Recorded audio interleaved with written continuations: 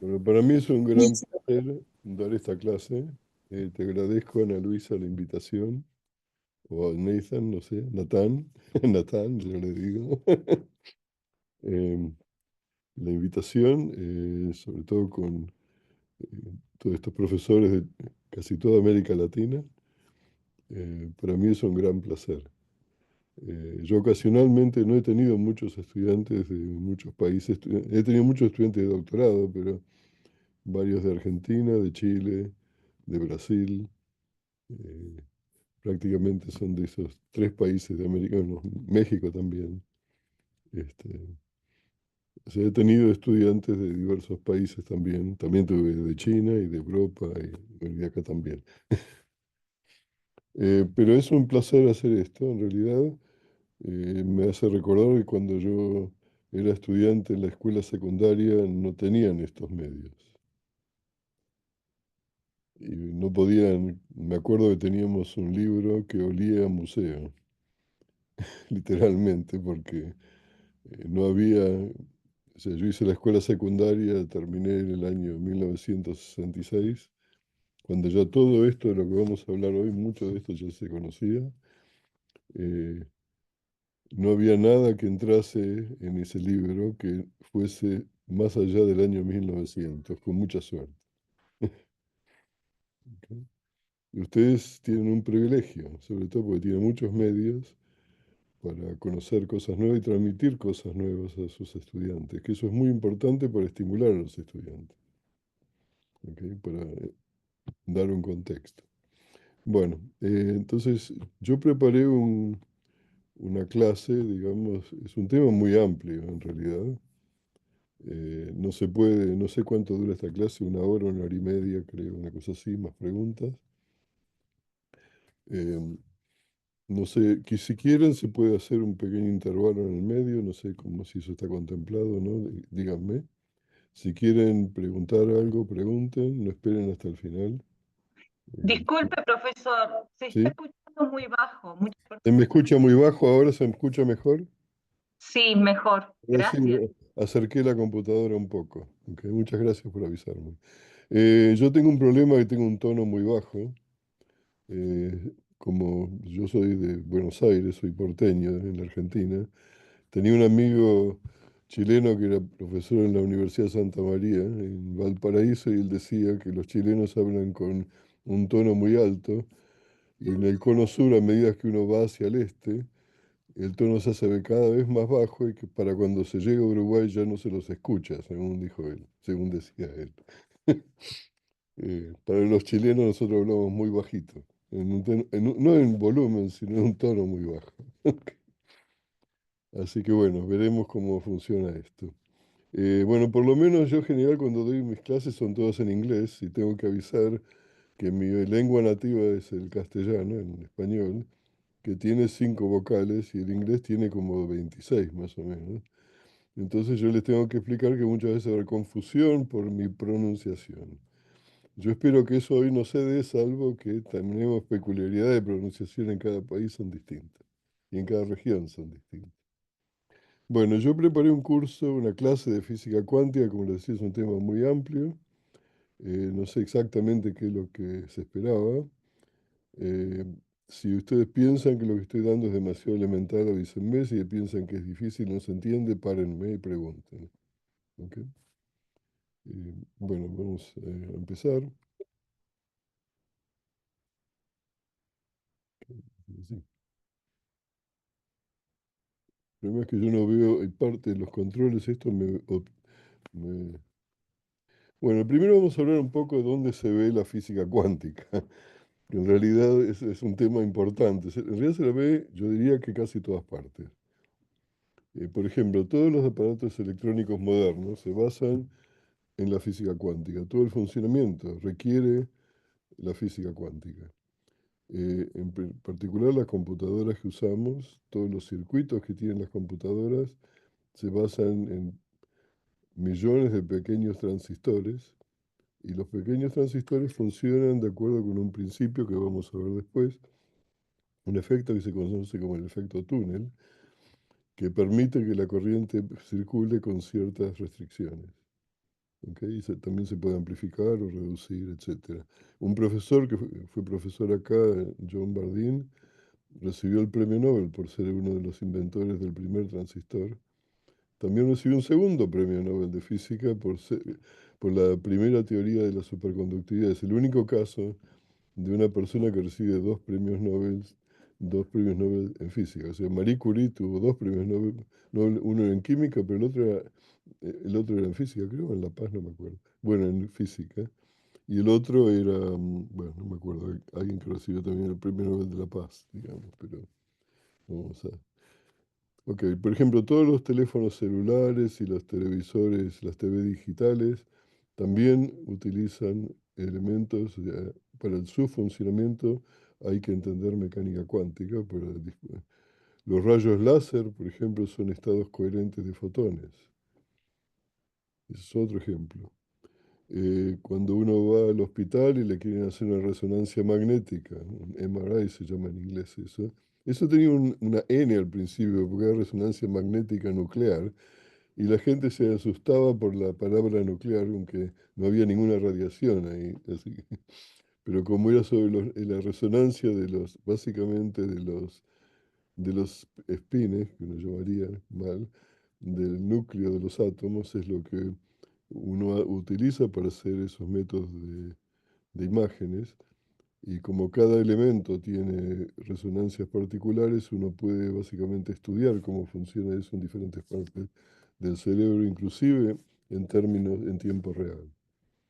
Para todo eso también hace falta.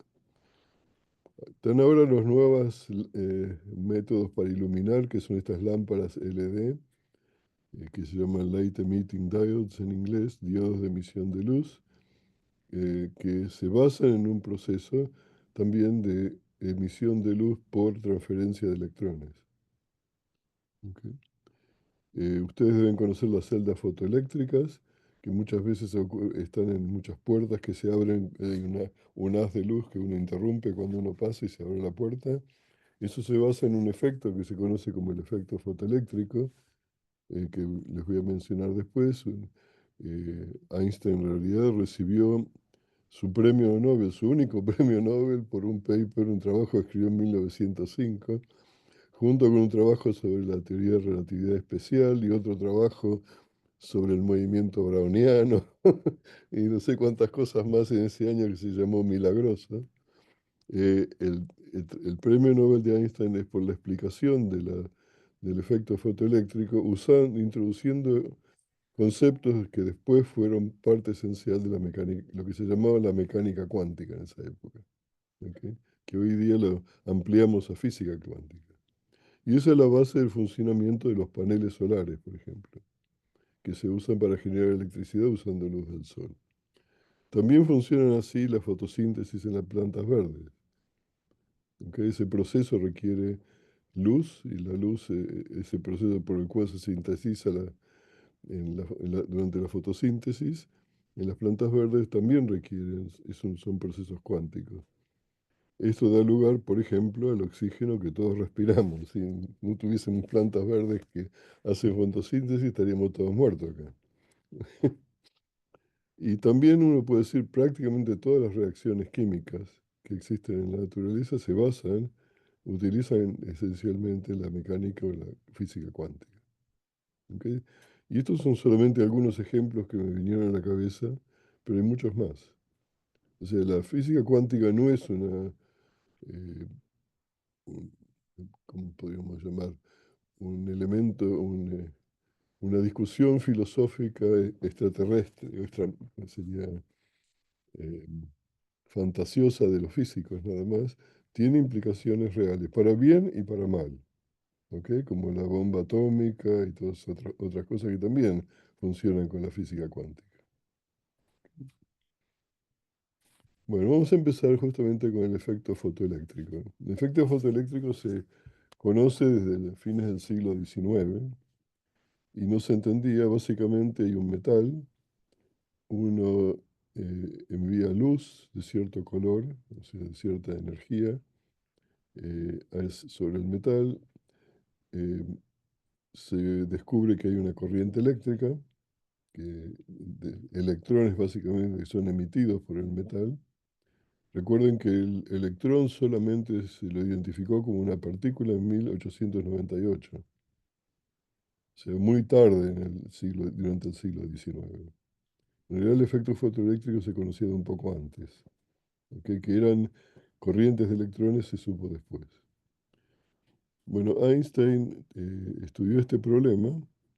En general uno piensa, como es luz, uno piensa que la luz es una onda electromagnética con unas longitudes de onda en el espectro que uno llama del espectro visible. Siempre existió en realidad desde la época de Newton una discusión sobre si la luz era una onda o era un flujo de partículas. Pero en la práctica eso no se resolvió hasta el comienzo de la mecánica cuántica y el trabajo de Einstein sobre el efecto fotoeléctrico cumplió un papel fundamental en esto. Einstein tomó la idea de que la luz estaba hecha de partículas, que él las llamó fotones, representadas con la letra griega. No sé si ¿pueden ver mi cursor acá? Sí, Sí, sí, sí, lo podemos. vemos. La letra Sí. griega Sí, se gamma. ve, sí. En general se Sí, usa se puede ver. esta letra gamma. Los fotones son partículas que son sin masa, tienen energía pero no tienen masa y se mueven a la velocidad de la luz, que la representamos como c. Y cada fotón tiene no solo una energía que depende de la frecuencia de la luz, o lo que es lo mismo también de la longitud de onda, porque hay una relación entre la frecuencia y la longitud de onda, porque el producto de las dos es la velocidad de la luz. Tiene también un momento, ¿ok? La luz tiene un momento, y la relación entre la energía y la frecuencia, y entre el momento y la longitud de onda, están determinadas a través de la constante de Planck. ¿Ok? El momento es inversamente proporcional a la longitud de onda de la luz y la energía del fotón es proporcional a la frecuencia de la luz. ¿Ok? Este efecto, bueno, Einstein no demostró que los fotones tienen un momento, él lo usó como parte de su análisis. Este trabajo es de 1905. En cierto modo, aunque la constante de Planck fue introducida por Planck para entender la distribución de energía por ejemplo, en un cuerpo que tiene un cierto color. Eso se conoce como la radiación de cuerpo negro. Entonces, por ejemplo, uno sabe que una estrella que es azul, por ejemplo, emite en general fotones que están más que nada en el azul, mientras que una estrella, las supergigantes rojas, emite más que nada fotones que están en el límite rojo del espectro. ¿Ok? Pero el hecho de que los fotones eran partículas que tienen momento y no solamente energía, eso se verificó experimentalmente en el efecto que se llama el efecto Compton. Compton fue la persona que hizo este experimento, en el cual hay un fotón incidente, que está acá, que tiene una energía y un momento, que choca, hace un scattering, una dispersión. Acá hay un problema, que en inglés hay tres palabras distintas y en el español solamente hay dos. En español existe la palabra dispersión y difusión. En inglés están dispersion, diffusion y scattering. Y scattering tiene un sentido en física muy preciso. Muchas veces se usa dispersión como si fuese equivalente, pero eso es incorrecto. Entonces no hay una traducción natural de la palabra scattering, por eso yo uso la palabra scattering. Y también la uso como un verbo, una partícula se escaterea, digo, que es un barbarismo, pero bueno, así es la vida. Es que hay un scattering, digamos, del fotón con el electrón. El electrón, digamos, estaba en reposo originariamente, sale despedido con un momento P y tiene una cierta energía cinética. Hay un detector que puede medir la energía y el momento del electrón. Y el fotón en realidad pasa a ser otro fotón que tiene una energía distinta, por lo tanto una frecuencia diferente y una longitud de onda diferente que también se pueden detectar. Y este es el experimento de Compton que verificó que los fotones, además de tener energía, tenían momento y en ese sentido son partículas. ¿Ok? O sea que en realidad el fotón fue la segunda partícula elemental a ser descubierta. La primera fue el electrón. ¿Ok? Bueno, los átomos, vamos a hablar de los estados electrónicos de un átomo. Discúlpeme que mi pulso no es muy bueno para dibujar en mi iPad, así que hice lo mejor que pude. Eh, Se sabía también desde el siglo XIX, fines del siglo XIX, que la emisión de luz de diferentes elementos y diferentes moléculas tiene un espectro característico, tienen lo que se llama líneas espectrales, las líneas de Balmer, por ejemplo, de los átomos que son tipo que se llama hidrogénicos, porque tiene estructura similar al hidrógeno, en cierto modo, eh, y de otros también. Lo que se sabía también que tienen estas líneas, tienen separación en longitud de onda y en frecuencia, y si uno adopta el punto de vista de que la emisión, la luz emitida son fotones, eso quiere decir que hay ciertas energías de los electrones que están dentro del átomo que cuando estos electrones cambian de un estado a otro, vamos a llamarlo así, emiten o absorben fotones de ciertas energías. ¿Ok? Esta idea motivó a Bohr a escribir su modelo en 1913, no 1915 en realidad, que él usó de una manera esencial la hipótesis de Einstein sobre la existencia de los fotones, y lo que él encontró, haciendo un análisis que uno llamaría semiclásico, porque mezclaba la noción de la cuantificación de la energía con un análisis clásico de las órbitas. Esto tenía algunos problemas, por ejemplo, no se sabe por qué un electrón en una órbita no decae dentro del átomo de Bohr, eso no se explica. Clásicamente eso no es posible porque es una carga acelerada, siendo una órbita, tiene una aceleración centrípeta y toda partícula acelerada emite radiación. O sea que clásicamente un átomo no podría ser estable. O sea, Bohr eso no lo explica, por eso es una hipótesis, y él supone que solamente ciertas órbitas son posibles con ciertos valores del momento angular, y que si uno tiene, por ejemplo, un átomo con un cierto número atómico, Z llamémoslo, la energía, o sea, que él calcula usando estas hipótesis, la energía del electrón en estas órbitas es inversamente proporcional al cuadrado de un cierto número entero. Y esta fórmula que él deriva, en realidad, explica muy bien lo que se conocía ya en esa época como la serie de Balmer de emisión del hidrógeno. Tiene ciertas líneas espectrales que corresponden a la diferencia de estas energías, que dependen del número atómico. La masa del electrón y la carga del electrón están escondidas acá en una constante que se conoce como la constante de Rydberg. El Rydberg básicamente son 13,6 electronvolts, que eso es la energía de ionización del átomo de hidrógeno. ¿Ok?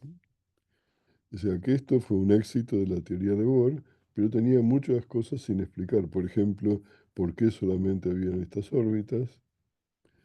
Para eso él usa una hipótesis, en realidad, que el electrón en realidad es también como si fuese una onda. Esa idea la había en realidad propuesto un príncipe y físico francés que se llamó Louis de Broglie. No sé cómo pronunciarlo correctamente, pero yo digo de Broglie. Roy, supongo que será. Este, que él supuso que el electrón podía ser una onda, pero no sabía una onda de qué. Y si tenía un número entero de longitudes de onda, podían básicamente caber en estas órbitas. Eso podía ser una explicación de por cuál ciertas órbitas son posibles. Otra relación que Bohr encuentra es que el momento angular que tienen los electrones en estas órbitas satisface una propiedad que es un número entero por la constante de Planck dividido por 2pi. La constante Planck se llama h, nosotros usamos el término h barra o h partida para h dividido 2pi, y lo van a encontrar después. Ok, bueno, en la física clásica hay un concepto fundamental que en realidad nunca se explicita, que dada la posición y la velocidad de una partícula en un cierto tiempo dado, y conociendo las fuerzas que actúan sobre la partícula, uno puede explicar la evolución posterior de la partícula con precisión arbitraria. ¿Ok? Esa es la idea básica. Eh, en eso, básicamente, las leyes de Newton dicen eso. Las leyes de Newton matemáticamente son ecuaciones diferenciales ordinarias de segundo orden, que por lo tanto requieren dos condiciones iniciales, que son la posición y la velocidad. Entonces, por ejemplo, esto que tengo acá en la figura de la derecha es el caso típico de tiro en el vacío, que es un movimiento parabólico. Esto lo había estudiado ya este, Galileo a principios del siglo XVII, antes que lo metieran preso. Este, entonces, si conoce la posición y la velocidad inicial, acá las tienen las dos, el eje X es la posición horizontal, el eje Y es la altura. Entonces, esto uno tira. Entonces, si yo soy, por ejemplo, Maradona o Pelé, como quieran llamarlo, o Messi si les gusta más, muchos otros, no quiero ofender a nadie de ninguno de los tantos países, uno puede pegarle una patada a la pelota, suponiendo que no hay aire, esto va a ser un movimiento parabólico, y si uno tiene suerte y uno sabe hacerlo, puede invocarla en el arco del otro equipo y hacer un gol. En realidad, Pelé se hizo famoso por una operación, un tiro que él hacía, se llamaba la folia seca en portugués, que usaba el hecho que hay aire, entonces pateaba la pelota que iba además de desplazante, entonces se giraba, la tiraba muy alto, entonces los otros se quedaban mirando para arriba, y cuando llegaba al punto máximo, la pelota se paraba por la fricción y caía. Entonces él corría, la agarraba y hacía el gol. Mientras los otros estaban mirando cómo caía la pelota. Así que Pelé, Maradona, Messi, todos ellos saben intuitivamente las leyes de la física clásica, aunque nunca se las explicaron, supongo. Entonces, si uno sabe eso, uno puede hacerlo para cualquier tiempo. Entonces, y en particular la historia de esta partícula, no solo la trayectoria, sino la historia, cómo esta trayectoria se recorre, es única. Entonces, por ejemplo, yo hago un gráfico como el que tengo acá abajo a la derecha, de la posición del eje X como función del tiempo. Acá por simplicidad lo hice con una línea recta, porque en este caso en la dirección X no hay aceleración, solo en la dirección Y hay aceleración. Entonces esto es una línea recta y uno sabe exactamente a cada tiempo en qué posición va a estar. ¿Ok? Vamos a ver que en la física cuántica esto no es cierto. ¿Ok? Bueno, ¿qué es la física cuántica? En la física cuántica, para pasar de la física clásica a la física cuántica, hace falta una serie de hipótesis. Las hipótesis, como en toda teoría física, son cosas que uno no demuestra y uno las tiene que cambiar si violan la experiencia, si el experimento muestra que estas no son ciertas. En la física cuántica, el concepto fundamental se conoce como el estado cuántico, que es un vector en un cierto espacio abstracto. En matemáticas, ese espacio se conoce como el espacio vectorial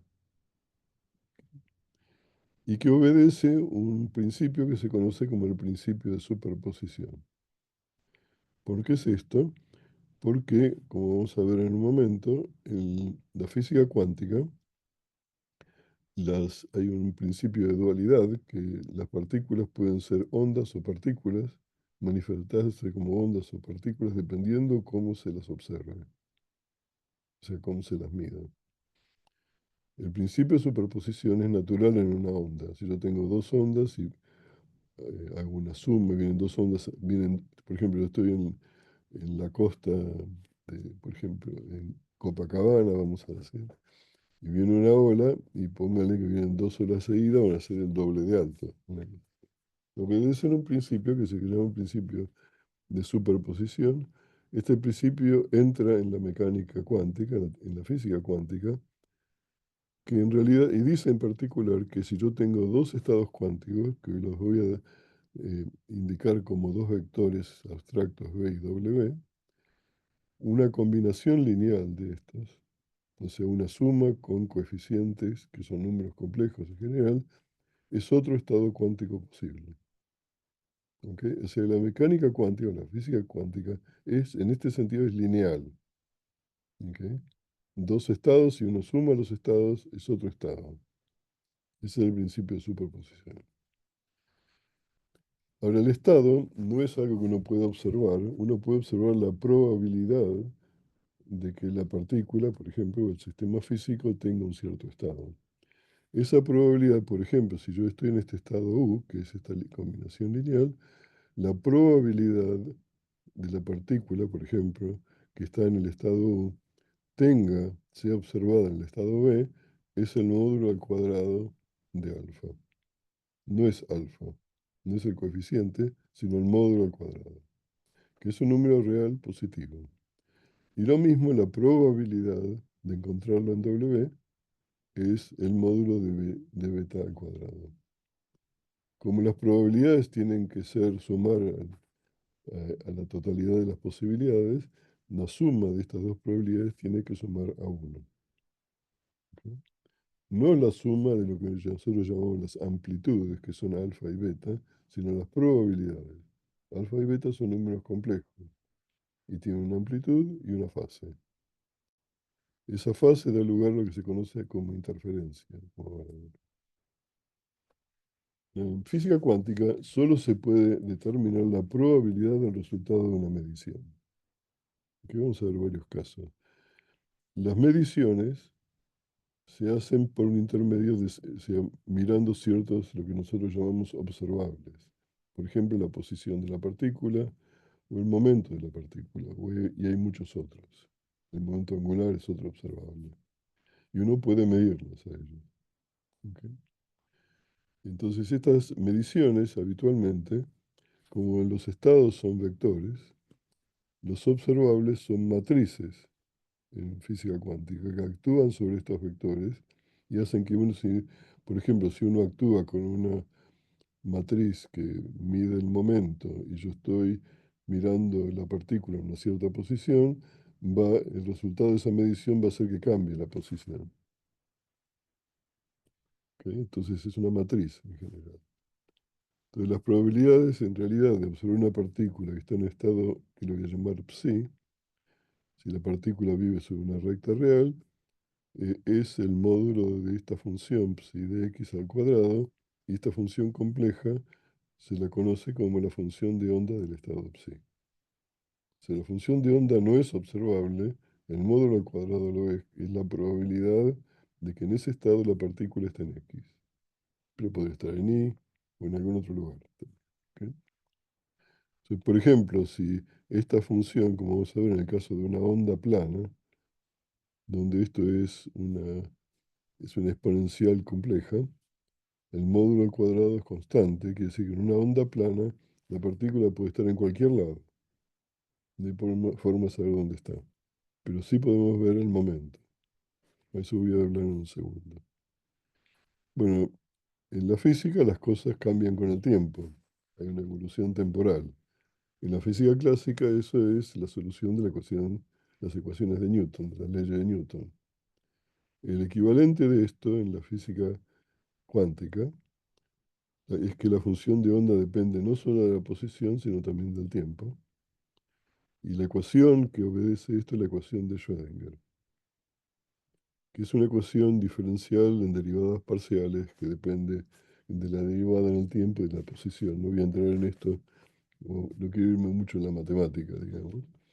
Pero es una ecuación que en algunos casos uno sabe cómo resolver exactamente. Por ejemplo, para el oscilador armónico, para el átomo de hidrógeno, para el doble pozo, y ese tipo de cosas que uno habitualmente le explica a los estudiantes. Pero para los casos más complejos, en realidad, hay que utilizar métodos aproximados o métodos numéricos para resolver estas ecuaciones. A pesar de, creo que, no sé si fue, creo que fue, no sé si fue Schrödinger, sí creo que fue Schrödinger que dijo después de su ecuación, toda la química está entendida. Es cierto que en términos conceptuales, en principio lo está, en la práctica es más complicado. Ok, entonces vamos a ver ahora, ay, necesitaría poder ver, vamos a ver otro aspecto de la física cuántica que es esencial, que es el principio de incertidumbre de Heisenberg. Heisenberg en realidad prefería el término indeterminación más que incertidumbre. Hay gente que dice incertidumbre o incerteza también. No hay un consenso sobre cuál es el término correcto. Bueno, como les decía antes, eh, los observables físicos, las cosas que uno puede medir, están representados en la física cuántica por matrices que vamos a llamar A y B, por ejemplo. Las matrices en general tienen la propiedad que si uno hace un cálculo de una multiplicación en dos órdenes diferentes, no son iguales. En el caso de excepcionales, cuando hay una razón, eso sí ocurre, pero por lo general no conmutan, decimos nosotros. ¿Ok? Si el producto este, lo que se llama el conmutador de A y B, que es esta expresión, es otra matriz que no es cero. ¿Ok? Eso quiere decir, y eso fue lo que el principio de Heisenberg muestra, que los observables físicos asociados con A y B no se pueden medir simultáneamente con precisión arbitraria. Eso da lugar a lo que se conoce como la incerteza de A en ese estado, que se llama delta A habitualmente.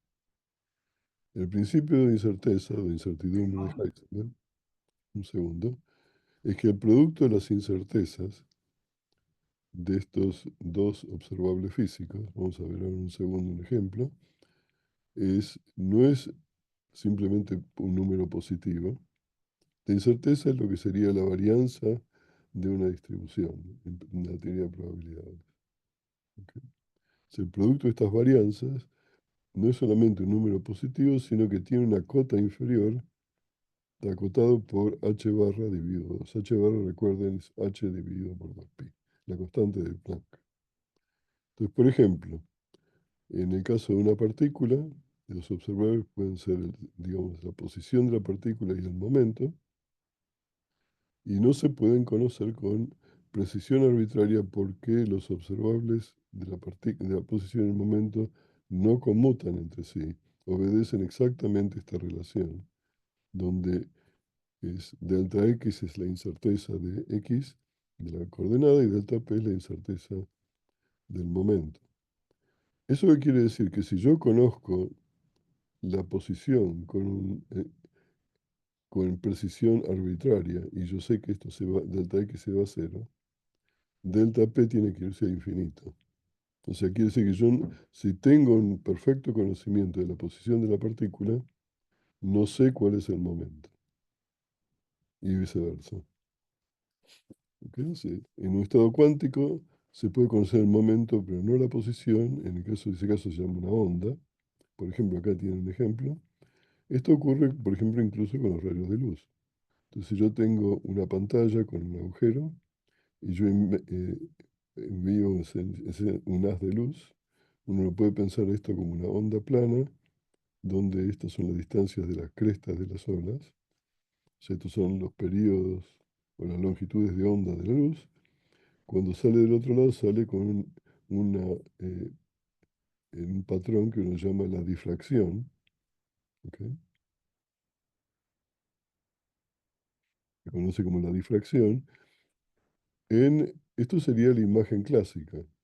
Como una teoría de ondas, por ejemplo, uno puede hacer con ondas de agua, también hacer una cosa similar, o la onda de sonido. Pero en el caso de la luz, uno puede hacer este experimento con intensidades tan chicas que uno está mandando un fotón por vez. ¿Ok? Entonces, el fotón incidente, que acá lo llamo gamma, uno conoce el momento y el color y la energía que tiene. Entonces, es una onda, lo que se llama una onda plana también. Pero cuando se lo detecta en esta pantalla que está acá al final, y van pasando uno a uno, los fotones se van detectando en cada punto, en cuyo caso yo ahí no sé cuál es el momento, pero sí sé cuál es la posición cuando se detecta. Se detecta como una partícula que es absorbida. Y hay una distribución de probabilidades. Es más probable que los fotones estén acá, justo en línea recta, pasando por este agujero. Pero tiene todo un patrón. Esto se conoce como la difracción de Fraunhofer. Y esto se puede ver, por ejemplo, con luz. Es muy sencillo de ver esto. Pero si uno hace este experimento con un fotón por vez, con el correr del tiempo uno llena básicamente toda esta distribución de probabilidad y uno ve la difracción de Fraunhofer. ¿Ok? Entonces quiere decir, el fotón se propaga como una onda, pero se detecta como una partícula. Entonces es un ejemplo donde, por ejemplo, en el estado en donde el fotón es una onda, porque uno, no, uno sabe exactamente cuál es el momento, no se sabe dónde está, porque es una onda plana. La probabilidad de encontrarla es la misma en cualquier lugar. Sin embargo, cuando lo detecto, sé exactamente dónde está, pero yo no sé cuál es el momento. Puede haber sido cualquiera de estos momentos asociado con estas otras direcciones. Es más, hay un libro famoso de Richard Feynman que se conoce como Las clases de Feynman de física. El segundo volumen, no, o el tercero, creo que es de mecánica cuántica o física cuántica, y tiene un montón de discusiones de este estilo, en donde muestra que si uno intenta saber, por ejemplo, si uno tiene un doble agujero donde aparece la interferencia, y uno intenta saber por dónde pasó la partícula, entre comillas, uno destruye la interferencia. Mientras que si fuesen clásicas, una onda clásica, eso no es problema. Alguien quería hacer una pregunta, me pareció, ¿no? Profesor, Sí, allí soy Beatriz. sí, eh, Estoy viviendo acá en Río Negro, Argentina. Allí, cuando usted comenta que el fotón pasa por el centro y es el máximo de la cresta, es por eso que dice que existe la mayor probabilidad de que estén en esa zona, claro, porque es el máximo. claro, porque esto es como un histograma, ¿no es cierto? Es un Sí, es histograma, correcto. entonces lo que ves, vas mandando un fotón por vez, la mayor parte de las veces va a estar cerca de esta región. Pero Bien, también hay gracias. cierta probabilidad que esté en lo que sería lejos de ahí. Pero hay como un patrón. Hay lugares donde es cero en particular. Por ejemplo, yo acá traté de hacerlo. Tiene lugares donde la probabilidad de que esté allí es cero en particular. ¿Ok? Entonces, o sea, lo que este patrón corresponde es esencialmente es una distribución de probabilidad. Por eso, en ese sentido, la mecánica cuántica, la física cuántica, no es determinista, sino es probabilista. Eso no quiere decir que cualquier cosa puede pasar con cierta probabilidad, porque la función de onda no es arbitraria, sino que dadas las condiciones, por ejemplo, las energías, los potenciales que hay, etcétera, la función de onda obedece una ecuación, que es la ecuación de Schrödinger. O sea, no es que es arbitrario esto. ¿Ok? Pero no es determinista. Sí, Rubén. Sí, perdón. Ahí donde la probabilidad de encontrar el fotón o si fuera un electrón es cero, significa que la probabilidad es cero, pero que puede suceder que por alguna cuestión de estas cuánticas eh, caiga justo un fotón ahí en ese lugar No es o posible. directamente... La probabilidad de cero quiere decir que no es posible que caiga ahí. Exactamente. O sea, por eso en ese sentido, si fuese una distribución uniforme, podría ir a parar a cualquier lugar. O sea, de hecho, si yo hago que esta abertura sea mucho más grande que la longitud de onda, lo que uno detecta es que la probabilidad es la misma en cualquier parte. Ah, bien, bien. ¿Ok? O sea, este ancho que está acá, este pico que tiene, o sea, perdón los chilenos por el uso de palabras que insultan, este pico que tiene un cierto ancho, se hace cada vez más ancho si yo hago que el tamaño del agujero que se haga más grande. ¿Ok? O sea, hay toda una matemática de eso que no quiero meter acá en esta discusión, pero uno puede hacer, si no tendría que pasar casi toda la clase hablando de eso. ¿Ok? Entonces, en ese sentido, lo que es importante es que este tipo de experimentos, si uno lo hace con un haz de luz, que es continuo, básicamente uno ve básicamente como ondas, olas y ondas que interfieren, que tienen difracción y todo lo demás. Pero si uno empieza a bajar la intensidad de tal manera que va un fotón por vez, empieza a ver que los fotones se los detectan como si fuesen destellos, o sea, partículas, con una distribución de probabilidad que corresponde precisamente a lo que una onda haría.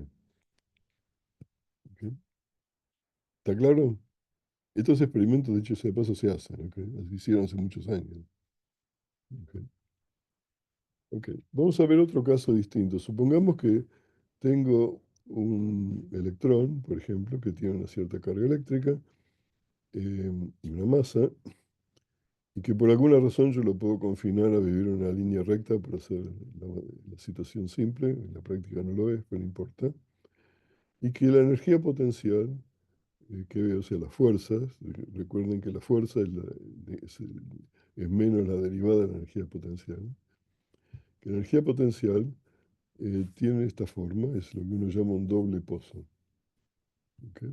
Tiene dos mínimos que yo arbitrariamente los puse con el potencial a cero, puedo desplazarlos sin ningún problema. Uno tiene un mínimo en x0 y otro en menos x0, estoy suponiendo que este potencial es simétrico. ¿Ok? Entonces, clásicamente, en la física clásica, el estado de menor energía es que la partícula esté en el mínimo de alguno de estos dos pozos, o sea, en x0 o en menos x0. En la física cuántica eso no es posible, o sea que va a haber una cierta incertidumbre, una cierta incerteza, digamos, de la posición, y hace que la función de onda sea aproximadamente una campana, como la que yo tengo acá, alrededor de x0, o esta otra campana alrededor de menos x0. Esta función de onda voy a llamarlo el pozo de la derecha y el pozo de la izquierda. Este estado lo voy a llamar, el que está en la derecha, lo voy a llamar psi derecha, psi sub d, y el otro lo voy a llamar psi sub i, la función de onda. Entonces imaginémonos que yo preparo mi partícula en el pozo de la derecha y que esta barrera de potencial que yo tengo acá, no es, si fuese infinita, la partícula se va a quedar toda la vida ahí. Pero si esto es finito, en la mecánica cuántica hay un fenómeno que se conoce como el efecto túnel. ¿Por qué? Porque siempre hay, esta función de onda no está restringida, será más grande acá, pero tiene cierta amplitud en la otra parte del pozo. Entonces quiere decir que hay una cierta probabilidad que una partícula que en un cierto momento está básicamente en x0 sea también detectada en menos x0, aunque esa probabilidad sea muy baja. Va a ser más baja cuanto más alto es el potencial, es la barrera del potencial. O sea que también, entonces, si eso es cierto, quiere decir que en realidad el estado de menor energía probablemente no sea ni a la derecha ni a la izquierda. Y uno puede mostrar que en realidad el estado de menor energía es este que yo escribí, es este que escribí acá, que es justamente la superposición simétrica, donde tiene una cierta amplitud de estar en el pozo de la derecha y una amplitud de estar en el pozo de la izquierda. Este número 1 sobre raíz de 2 es para normalizar la probabilidad de 1, eventualmente, que siempre uno tiene que hacerlo. Entonces, en realidad, el electrón no está ni a la derecha ni a la izquierda, sino que están los dos. Y hay otro estado que depende también, cuya energía, este estado no va a tener energía cero ya, como antes, tiene una cierta energía E sub cero, el que estaba acá. Cuando el efecto túnel ocurre, esta energía de este estado, que sería la combinación simétrica, baja a cero menos un valor delta. Delta depende de la altura del potencial y del ancho del potencial, de la barrera. Mientras que el otro estado, que sería la combinación simétrica, que yo acá llamo psi A, perdón, acá puse I, tendría que decir, sí, esto tendría que haber sido A, está mal. la combinación antisimétrica tiene más energía. Hay un pequeño desdoblamiento, en lugar de ser degenerados estos dos estados, tener el mismo valor, tienen una pequeña diferencia. Esa pequeña diferencia, que es 2 delta, depende justamente de las propiedades de la barrera que uno tiene acá en el medio. O sea, todo lo que es el efecto túnel, por ejemplo, el funcionamiento de los transistores se basa en este efecto, que yo estoy descubriendo acá. Ok, entonces uno también puede, en este caso, por ejemplo, supongamos que estamos en estado de menor energía, que la energía es 0 menos delta, es la función de onda simétrica. La probabilidad de encontrar el electrón en el pozo derecho es un medio, porque acá tengo este 1 sobre raíz de 2, que al cuadrado me va a dar un medio. Pero también va a ser un medio la probabilidad de encontrarlo en el otro lado. ¿Ok? En este caso las probabilidades son las mismas, pero en realidad la partícula, quiere decir, no está en un lado ni en el otro, sino en el fondo están los dos. Esto es uno de los elementos que la gente llama misteriosos de la mecánica, de la física cuántica, que la posición no está necesariamente bien determinada, y dependiendo cuando uno hace mediciones, uno a veces la encuentra aquí, otra vez la encuentra allá, pero eso tiene una cierta distribución de probabilidad. En ese sentido están los dos lugares. ¿Está claro? Ok. El electrón, además de tener una posición o un momento, también tiene una masa, pero no viene al caso en este caso, es una partícula, o sea que tiene carga, le voy a llamar menos E. Por convención, culpa de Benjamin Franklin, la hacemos negativa.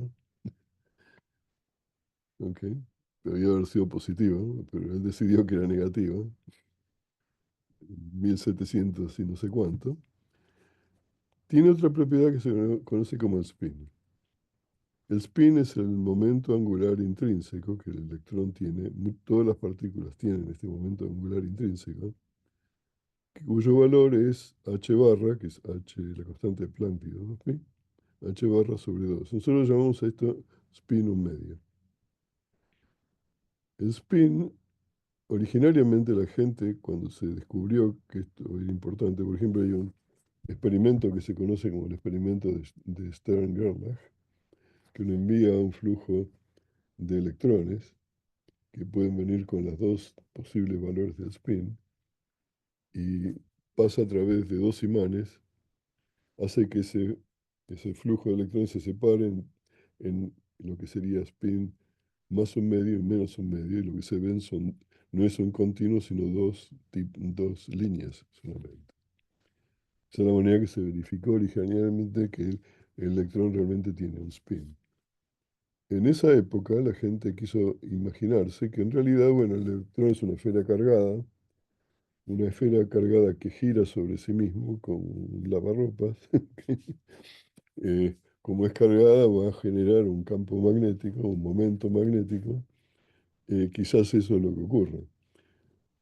Lo que ocurre es que el electrón es tan chico que si uno trata de decir cuánto vale la velocidad que tiene esta esfera cargada en la superficie para dar este momento que es h barra partido por 2, sería mucho mayor que la velocidad de la luz.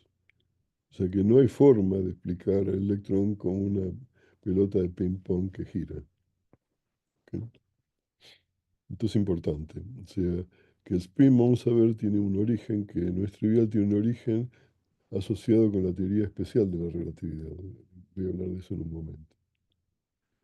Pero lo que es importante es que una partícula con spin un medio tiene en realidad dos estados cuánticos posibles. Uno con spin un más un medio y otro spin menos un medio. Quiere decir esto, que si uno mide este momento angular intrínseco de una cierta dirección, tiene una proyección que a veces va en la dirección en que uno lo mide o en la dirección opuesta. ¿Ok? Eso lo llamamos spin para arriba, o up en inglés, y spin para abajo. Corresponde en este caso a un medio y menos un medio. Todas las partículas elementales tienen un spin. Por ejemplo, el protón, que no es elemental, eso se descubrió recién en la década del 70 del siglo pasado, y el neutrón, que tampoco es elemental, también tienen spin 1 medio. Estas fue las primeras partículas que fueron descubiertas. El protón, estudiando los núcleos de los átomos, el átomo de hidrógeno, por ejemplo, y el neutrón también, estudiando otros átomos. El fotón tiene una polarización. Aún clásicamente, una onda electromagnética puede estar polarizada, por ejemplo, linealmente o con polarización circular. En general, hay dos estados de polarización posibles. Por ejemplo, si es circular, circular hacia la derecha o hacia la izquierda. En el caso del fotón, eso corresponde a dos helicidades o polarizaciones que valen un medio, perdón, 1 o -1, corresponde a un momento angular intrínseco de h barra, de 1. ¿Okay? En ese sentido se dice que el fotón tiene spin 1. Uno esperaría que también, si tiene spin 1, tenga una proyección 0. Resulta que esto no es posible porque los fotones se mueven a la velocidad de la luz. Si se moviese a una velocidad finita, tendrían también un estado adicional 0. Otra partícula similar, que es esencial en las teorías, por ejemplo, el modelo estándar de partículas elementales, para discutir, ver qué es lo que hace de mediador en las interacciones fuertes, que se conoce como el gluón, también tiene spin 1. Es un objeto más complicado que el fotón, pero también existe y se mide en experimentos. Entonces, en general, en las partículas elementales, tanto el electrón como el fotón, el spin en realidad es una consecuencia en la física cuántica de la relatividad especial. Por lo tanto, uno llama la física cuántica relativista. La ecuación de Schrödinger no obedece, en realidad viola las condiciones de la relatividad especial. Hay otras ecuaciones que se pueden formular, que se formularon. Vamos a discutir en un momento sobre esto. Dirac tiene una ecuación que es compatible con la teoría especial de la relatividad. Pero es más complicado porque no es estrictamente hablando una generalización de la ecuación de Schrödinger, a pesar que originalmente la gente lo pensaba así. Objetos más compuestos, por ejemplo, como los átomos. El átomo de helio tiene dos protones, por lo tanto tiene número atómico 2, y tiene dos neutrones en el núcleo. ¿Ok? Entonces, por eso se lo llama eso el helio 4. Y tiene dos electrones afuera, uno con spin para arriba y otro con spin para abajo. El spin total de los electrones es 0. Como hay tantos protones, el número total de protones y neutrones es un número par, también el spin total del núcleo de un átomo de helio, de lo que se conoce como helio 4, que es el isótopo predominante del helio, también es 0. Pero existe un isótopo que se conoce como helio 3, que tiene dos protones, como tiene que tener para ser helio, pero tiene un solo neutrón. Y ahí entonces tenemos tres objetos con spin 1 medio, que son los dos protones y el neutrón, que están en el núcleo, y el spin total en ese caso es un medio. O sea, vamos a ver que las propiedades que tiene el átomo de helio 3 son muy distintas por ese motivo que las que tiene helio 4. ¿Está claro esto? Perdón. No escucho a nadie. Sí, sí, Ok, gracias. correcto. Ok. ¿De dónde viene el spin? La predicción real, la existencia del spin, la había propuesto, en realidad la noción de spin la había propuesto Pauli de una manera empírica para explicar la ocupación de orbitales de los átomos por electrones. De una manera empírica suponía que había un número cuántico adicional, lo llamaba él, que era este número de spin, cuyo origen no se entendía, y que tenía la propiedad que dos electrones que tenían el mismo spin no podían estar en el mismo estado. Vamos a ver, eso se conoce como el principio de exclusión de Pauli, que es central para la estabilidad de la materia en realidad. La teoría cuántica relativista de los electrones fue creada por Dirac, creo que en el año 28, y también funciona para cualquier otra partícula que sea un fermión, dicho sea de paso, predice que el electrón tiene espino medio. Esa es una de las consecuencias directas de la teoría de Dirac, que no requiere que el electrón sea una esfera, sino, por lo que uno sabe, puede ser una partícula puntual. De hecho, hasta el día de hoy, al electrón nunca se le ha encontrado en ningún experimento ninguna subestructura, mientras que los protones y neutrones sí, pues están hechos de quarks, que eso se lo ven en los experimentos. Mientras que el electrón, el muón, etcétera, y otras partículas de ese estilo, no tienen, por lo que sabemos hasta el día de hoy, experimentalmente no se le ve ninguna subestructura. O sea, son, entre comillas, puntuales. Lo que la teoría de Dirac predice es que el electrón no es el único estado que tiene spin. Siempre hay también otro estado que tiene la misma energía que el electrón, pero carga opuesta y el mismo spin, que se conoce como el positrón, que es la antipartícula del electrón. O sea, la teoría de Dirac predice la existencia de antimateria. Es una consecuencia directa de la física cuántica relativista en ese caso. Entonces, ¿qué ocurre? Si un electrón y un positrón se encuentran, uno tiene carga menos E, el otro tiene carga E, aquí hay un ejemplo, uno hace justamente una especie de colisión. Esto lo se hace en un colisionador de electrones, por ejemplo, hay en muchos lugares del mundo. Hay uno en Hamburgo, por ejemplo, hay otro por supuesto, el LHC, que es de protones, que está en Ginebra, en Suiza. El colisionador famoso de electrones y positrones más famoso es uno que está en Stanford, y hay muchos otros. En California es eso. Entonces uno tiene un haz de electrones y positrones, y cuando colisionan, lo que hay es un flash, es un rayo, se generan eh, fotones, que por lo general son rayos gamma, por dada la energía de reposo de los electrones, son rayos gamma que se llevan toda la energía. O sea, para cada colisión de esta aparecen dos rayos gamma, o sea, dos fotones, que tienen cierto momento y cierta frecuencia. ¿Ok?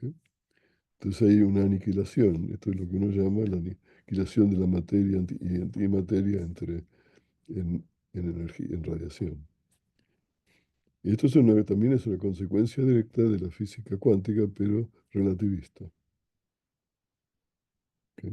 O sea, poner junto la teoría cuántica con la teoría de relatividad fue no trivial para Dirac, pero en realidad yo hoy no tengo tiempo de hablar de esto. Este es el comienzo, en realidad, de lo que se conoce como la teoría cuántica de campos.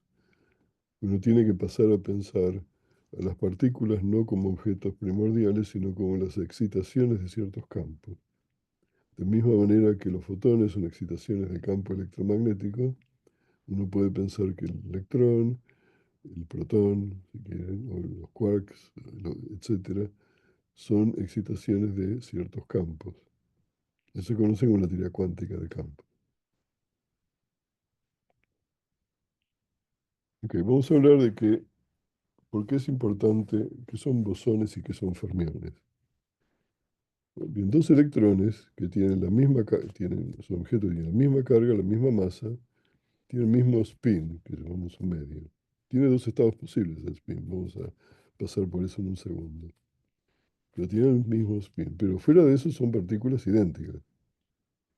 Entonces, si yo tengo un estado de dos electrones, tiene una cierta función de onda por ejemplo, si yo quisiera saber cuál es la probabilidad de encontrar un electrón en la posición X y otro en la posición Y, la probabilidad de esa es la módulo al cuadrado de la función de onda, que ahora depende de X y de Y.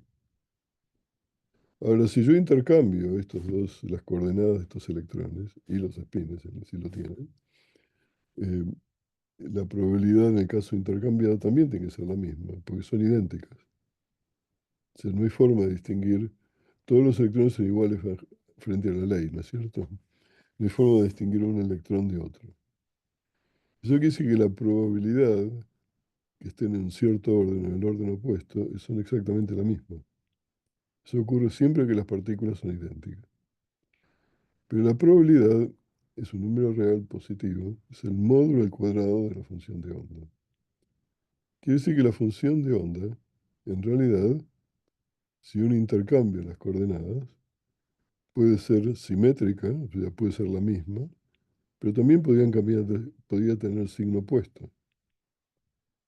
Estas dos posibilidades son las mismas, dado que satisfacen esta condición de que las probabilidades sean las mismas. ¿Qué pasa si el caso de interés, la función de onda de estas dos partículas es antisimétrica, como sería en el caso menos? ¿Qué pasa cuando X e Y es el mismo lugar, o sea, el mismo estado? Una función que es igual a la negativa de sí misma tiene que ser cero en ese caso. Que si la probabilidad de que el estado, que el electrón los dos electrones estén en el mismo lugar es cero. Los electrones no quieren compartir su estado, que son egoístas en ese sentido. Esto se conoce como el principio de exclusión de Pauli. Es el hecho de que esto tiene que ocurrir. Pauli no lo sabía cuando lo escribió, cuando formuló su principio. Pero esta condición de que los electrones tienen que ser antisimétricos es el principio de exclusión de Pauli. Pero fíjense que esta otra posibilidad, que es el caso simétrico, no hay ninguna prohibición. Bueno, esto dio lugar a una formulación que también viene de la teoría relativista, que hay dos clases de partículas. Fermiones, cuyos estados son impares frente a intercambio, cuya función de onda es par. Acá parece que borré algo que no tendría que haber borrado. Y bosones, que no tienen esta exclusión, que son simétricos. Entonces, si la función de onda es impar, quiere decir que si X e Y son iguales, la probabilidad es cero. Entonces, el principio de exclusión dice que dos fermiones nunca pueden ocupar el mismo estado cuántico. Punto. Eso era lo que Pauli tenía que usar como hipótesis para organizar cómo los electrones se distribuyen en los estados de las órbitas electrónicas, que llamaríamos orbitales. Los estados, por ejemplo, del estado del átomo de hidrógeno, también tiene un solo electrón, no importa dónde esté. Pero el átomo de helio tiene dos electrones. Entonces ahora estos estados tienen que, si un orbital está ocupado por un electrón, el otro no puede estar ahí. Tiene que estar en otro orbital. Y eso básicamente, si uno, por ejemplo, uno mira la tabla periódica de los elementos, que se llama la configuración electrónica, se basa básicamente en esto, esta restricción. Ahora, los bosones no tienen esta restricción, y lo que la teoría cuántica relativista muestra es que las partículas con spin un medio son fermiones y por lo tanto tienen funciones de onda que son impares frente a intercambio, mientras que tienen spin 1, como en el caso, ahora voy a parar, son bosones. Por ejemplo, los fotones es un ejemplo. Los fotones es un ejemplo, los átomos de helio son bosones, y por lo tanto la función de onda es simétrica, y los átomos de helio 3 son fermiones y por lo tanto es antisimétrica. Sí, Juan Pablo. Hola, buenas tardes, profe. Me llama mucho la atención esa propiedad que tienen, o esa diferencia que tienen estos dos isótopos del helio. Eso hace que también, por ejemplo, a nivel, le digo macroscópico, pero porque no le encuentro otra palabra, pero tienen distinto punto de ebullición, distinto punto de fusión, esos dos isótopos. Ahora vamos a hablar de eso. Tienen propiedades fundamentalmente distintas. Wow, buenísimo. Voy a Buenísimo. hablar de esto Me quedo después. entonces. El de Buenísimo, helio gracias. 4 se hace un superfluido, el otro empieza como un metal, excepto que como es neutro no es un metal, pero se pueden aparear y formar un estado condensado que se conoce también como un superfluido. La teoría de cómo el helio 3 hace esto la hizo mi colega Tony Leggett, y por lo cual recibió el premio Nobel en el año 2003, aunque la teoría es del año 75. Okay. Excelente, muchísimas gracias, profe. Ahora voy a hablar de eso un poquito más tarde. Okay. Gracias por justamente ahí viene. Okay. Te voy a hablar de superfluidos, metales y superconductores. ¿Ok? Los electrones en los átomos, que están en los átomos, son fermiones. Uno podría imaginarse que la mayor parte de los electrones de los átomos en realidad están muy agarrados del átomo, porque el átomo tiene una fuerza muy grande, pero los que están en las órbitas más altas, orbitales más altos, están débilmente acoplados, si se quiere, con su ion, ¿no? Con su átomo, y pueden en particular saltar de un átomo al otro usando por el efecto túnel. Entonces, estos electrones que pueden hacer esto viven en lo que se conoce como bandas de electrones, bandas de estados de electrones, que están moduladas de acuerdo con la distribución de átomos del cristal, es un estudio cristalino. Y los electrones en estas bandas también tienen la propiedad que son fermiones y no pueden compartir el mismo estado. Si uno tiene ciertos estados con cierta energía y momento, que depende del momento, dado que hay una modulación, eh, y si uno no llena completamente los estados de una banda, sino que la llena parcialmente, lo que resulta es un metal. Es un estado que conduce electricidad. Mientras que si uno lo llena completamente, lo que da es un aislador, porque hace falta una energía finita para hacer que un electrón se pueda mover. Hay que pasar de lo que se llama, las bandas tienen lo que se llaman gaps de energía, saltos de energía. Eso define la diferencia, en el caso más simple, entre un conductor y un metal y un aislador. Son metales simples, en general se pueden estudiar usando este tipo, en versiones perfeccionadas de esto, que yo lo digo así con palabras, pero básicamente se comportan así. Mientras que un sistema de átomos de helio 4, que son bosones, no hacen eso. O sea, no tienen por qué organizarse cada uno en un estado de energía, sino se van todos al estado de energía más baja. Por ejemplo, si yo lo tengo esto, tengo un recipiente donde están todos los átomos de helio, el estado de energía más baja tiene momento cero. Entonces, uno tiene lo que se llama una condensación, que es decir, una ocupación macroscópica de un solo estado. O sea, el número de átomos de helio en ese estado es proporcional al volumen del material, del recipiente. Mientras que en el caso de los fermiones, cada estado está ocupado, simplemente ocupado, está ocupado por un solo electrón. O sea, los electrones no comparten, los bosones sí comparten. Eso se conoce como la condensación de Bose-Einstein. Aunque esto se conocía por mucho tiempo, experimentos relativamente recientes, los últimos 20 años, con átomos ultrafríos, en el régimen de nanokelvin, etc., uno pudieron básicamente mostrar cómo ocurre esta condensación de Bose-Einstein. En realidad, es más interesante, la teoría de la condensación de Bose-Einstein ignora el hecho de que estos átomos, aunque tienen interacciones de corto alcance, porque los átomos son neutros, tienen interacciones, en particular tienen lo que se llama una esfera dura, porque no se puede hacer que un átomo de helio se meta dentro del otro. Tiene una repulsión a distancias cortas. Eso hace que en realidad no solamente sea un condensado, Bose-Einstein, sino que sea lo que se conoce como un superfluido.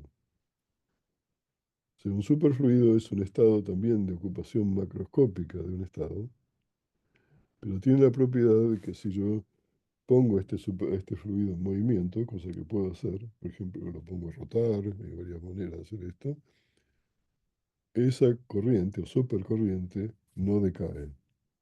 En particular no tiene fricción. Cualquier fluido que uno trata de, por ejemplo, yo mando agua por a través de un caño, en primer lugar hay fricción interna, pero también hay fricción con los bordes del caño. Esa fricción disipa energía y hace que la corriente, a menos que uno bombee, en general deje de ocurrir. Por eso uno tiene que bombear. En un superfluido esto no pasa, la corriente persiste por un tiempo indefinido. De ahí el nombre superfluido. Entonces, en el caso de helio 4, este es el superfluido probablemente que ha sido estudiado con mayor intensidad. Caso de helio 3, como son fermiones, no pueden hacer eso, son como una especie de metal, aunque no tienen carga, tienen carga neutra. y tienen lo que se llama una energía de Fermi, o sea que se comportan básicamente como un metal. Resulta que por efectos de las interacciones que existen entre los átomos de helio 3, en particular de los momentos magnéticos de los pines de los electrones, de los helio 3 en realidad, de los átomos de helio 3, hay una pequeña atracción entre estos átomos que hacen que se apareen, que formen como parejas. Estas parejas, ahora son dos fermiones que forman un estado ligado, se comporta como un bosón y por lo tanto puede condensar. Ese estado es el condensado es la superfluidez de helio 3 y el que la describió es mi colega Anthony Leggett, que está acá cerca. En realidad, bueno, hoy no está porque hoy es viernes, no está en la mañana. En su casa cuidando a su esposa. Eh, pero también esto ocurre en muchos metales. En realidad casi todos los metales a temperaturas muy bajas se vuelven superconductores en ese caso. ¿Por qué conductores? Porque las parejas de Cooper tienen una carga que es el doble de la carga del electrón. Y en ese caso también hay una corriente que no disipa, que es la corriente del superconductor. Eso es lo que hace que el superconductor sea un estado interesante. Fue descubierto en el año 1911 por Kamerlingh Onnes, en realidad por un estudiante de Kamerlingh Onnes, que encontró que él estaba estudiando, por ejemplo, ellos habían sido los primeros que habían enfriado gases nobles a temperaturas muy bajas, habían conseguido transformarlos en líquidos y bajar a temperaturas del orden de 4 grados Kelvin, y encontró que el mercurio en particular perdía la resistencia se iba a cero. Kamerlingh Onnes pensó que el estudiante había metido la pata y tenía un cortocircuito. Él repitió el experimento y encontró que efectivamente eso es lo que pasa, que en algún momento dado la resistencia se va a cero, estrictamente a cero, a una cierta temperatura crítica. De la misma manera que la superfluidez también ocurre a una temperatura crítica. Nada más que ahora es un condensado de objetos, de partículas, que son estas parejas que se llaman de Cooper, que se conocen como que tienen carga 12. Esta teoría se hizo acá en la Universidad de Illinois en el año 1957. El profesor era John Bardeen, de ahí viene la letra B, la teoría BCS. Cooper era el postdoc y ese Schrieffer era el estudiante graduado. Y los tres recibieron el premio Nobel por la primera teoría consistente de la superconductividad. El premio Nobel lo recibieron recién en el 73, creo. Hay que tener paciencia acá con estas cosas. Entonces era cuando las parejas de Cooper condensan, el metal se convierte en un superconductor en que no hay disipación.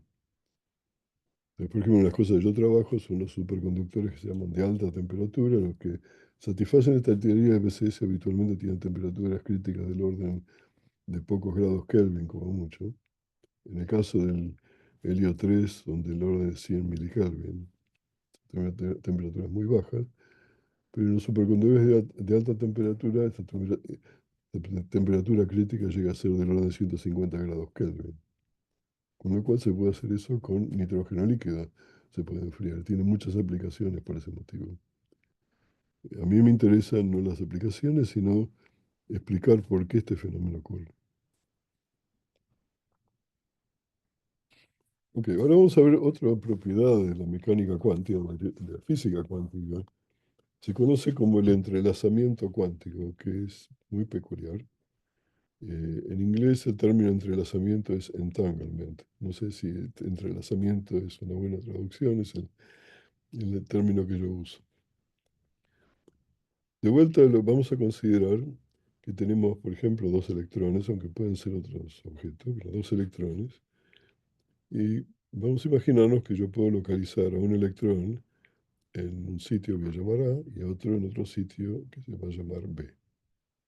¿Ok? Eso puede ser, por ejemplo, una molécula, por ejemplo, diatómica, pueden ser las coordenadas cerca de cada uno de los de los núcleos.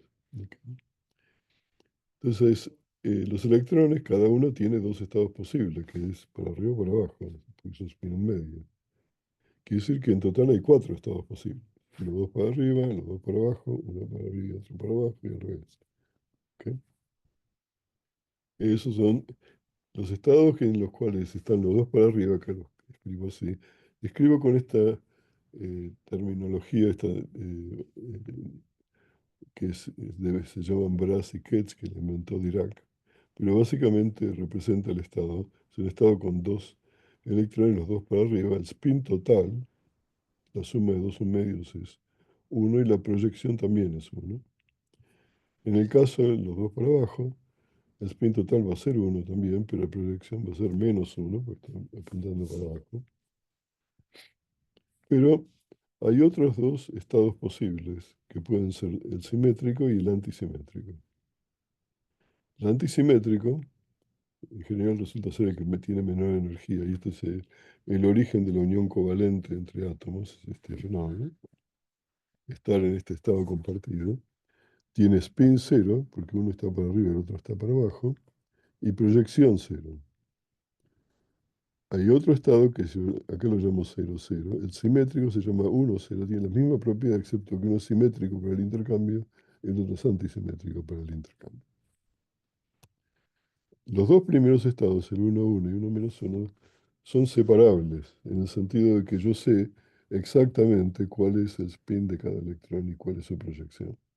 Puedo predecirlo exactamente porque los dos están para arriba y los dos para abajo. Se conoce esto como el estado producto. ¿Ok? En el caso de los estados 1, 0, que sería el simétrico, y 0, 0, el antisimétrico, no es más separable porque es una superposición de estos dos estados. Uno para arriba y para abajo o al revés. Entonces ya no es más separable esto. ¿Qué quiere decir? Que si yo quiero medir, quiero saber cuál es la probabilidad de medir que el electrón en A tenga spin para arriba, esa probabilidad en realidad es un medio, y lo mismo para spin para abajo. O sea, la probabilidad es la misma. ¿Ok? Va a ser un medio y un medio. Este estado, estos dos estados, se los llaman entrelazado o entangled en inglés, en el cual el electrón que está en A está entrelazado con el electrón que está en B. ¿Ok? Como les explicaba recién, esto es esencial, por ejemplo, en particular que este es el estado de menor de energía, el estado antisimétrico, es esencial para explicar la unión covalente entre átomos. ¿Sí? Toda la unión covalente se basa en esto. Einstein fue en realidad un padre de la mecánica cuántica, de la física cuántica, pero nunca le gustó, porque a Einstein no le gustaba el hecho que tuviese una explicación probabilista y por lo tanto fuese no determinista. Entonces siempre buscó, y tuvo muchas discusiones con Bohr, en particular, siempre buscó refutar predicciones de la mecánica cuántica, de la física cuántica, que mostrase que era inconsistente con el experimento. Bueno, el último esfuerzo que hizo Einstein fue una paradoja, un trabajo del año 35, no sé si es el último trabajo que publicó, pero debe haber sido prácticamente el último, que se conoce como la paradoja de Einstein, Podolsky y Rosen, o EPR, se lo llama la paradoja de EPR. Entonces, imaginémonos que los dos electrones que están en los sitios A y B originariamente están muy cerca uno del otro, y que preparamos el estado combinado, que este sea el estado 0,0. ¿Ok? Eso puedo hacerlo, si está a menor energía, así que puedo hacerlo. Ahora imaginemos, ¿no?, que empezamos a separar los electrones, porque pueden estar como en pozos que lo mantienen ahí, lentamente, como función de la distancia, los voy separando, de tal manera que siempre sigan en el mismo estado. O sea, no quiero excitar a los electrones, no quiero destruir el estado, quiero mantenerlos en este estado, pero separando la distancia. Ahora bien, no importa cuán lejos estén, como Einstein decía en este paper, como en Sorna, puede estar separado como la distancia aquí a la Luna, digamos, ¿no? Si siguen en el mismo estado 0,0 que está entrelazado, lo que dije antes sigue siendo cierto. La probabilidad de encontrar en el sitio a que el electrón está con spin por arriba de su medio, y también sabemos que la probabilidad del electrón, aunque sea así, si yo mido el electrón, nunca, no lo mido como un medio, no lo mido como para arriba, lo mido con alguna dirección en particular. Mido si está para arriba o si está para abajo. O sea que la probabilidad sea un medio no quiere decir que yo no sepa, o sea, quiere decir que tengo una probabilidad de un 50% de hacer un experimento y encontrar cuál estado es.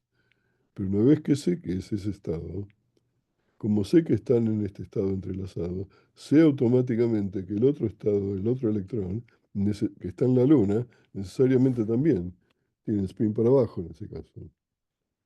Eso Einstein pensó, o sea, según su opinión, esto era una inconsistencia de la teoría cuántica. Esto lo llamó una acción fantasmagórica o fantasmal a distancia, spooky en inglés se lo llama eso, que él lo pensaba como una contradicción, ¿ok? Como una imposibilidad. En realidad este experimento, este trabajo del año 35, en el año 48, no sé si esto lo tengo acá, ¿no? Lo que dice, tengo este dibujo, eh, Madame Wu, la señora Wu, que fue la que descubrió también la violación de paridad en la década del 50, hizo este experimento de liquidación de electrón y positrón, con lo cual el fotón tiene una cierta helicidad, o sea, tiene un momento angular, que es 1, con helicidad en un caso positiva, y el otro tiene la helicidad negativa. Y ella podía medir cuál era la helicidad de los fotones emitidos a distancias muy grandes del lugar donde esta aniquilación había ocurrido. Y después se podía saber exactamente cuánto era la helicidad del otro fotón. O sea que esto en realidad, en menos de 20 años en realidad, se verificó que esto es cierto, que este proceso de entrelazamiento o entanglement, como se suele llamar, eh, es una parte inseparable y es una consecuencia de que son partículas idénticas. Bueno, esto, en realidad, esta propiedad es una de las bases perdón, de lo que hoy en día se conoce como la computación cuántica, y con esto voy a ir terminando.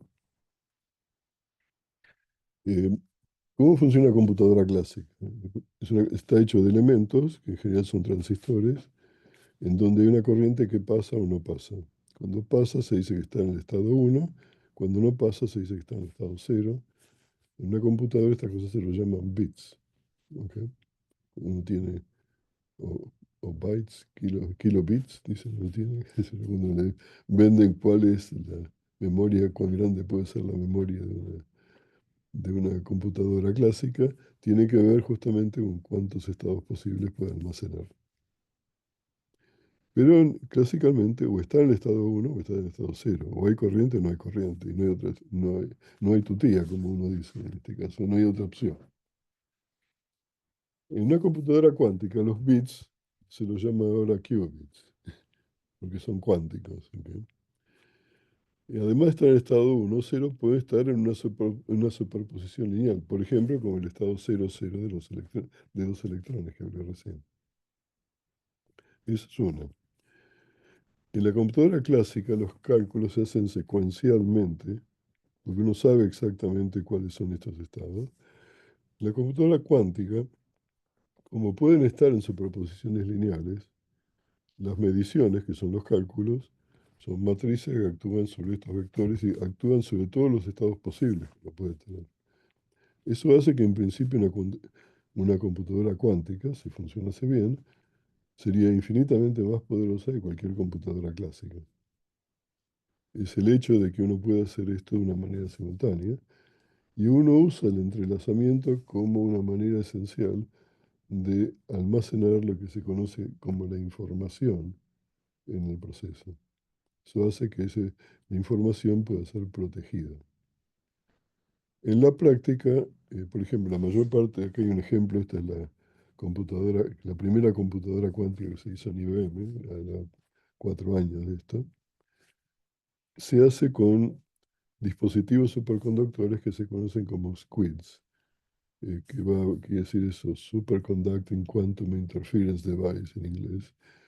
Son anillos en donde puede haber una corriente que circule o no circule. Y uno puede ponerlos en una superposición de que circule o no circule.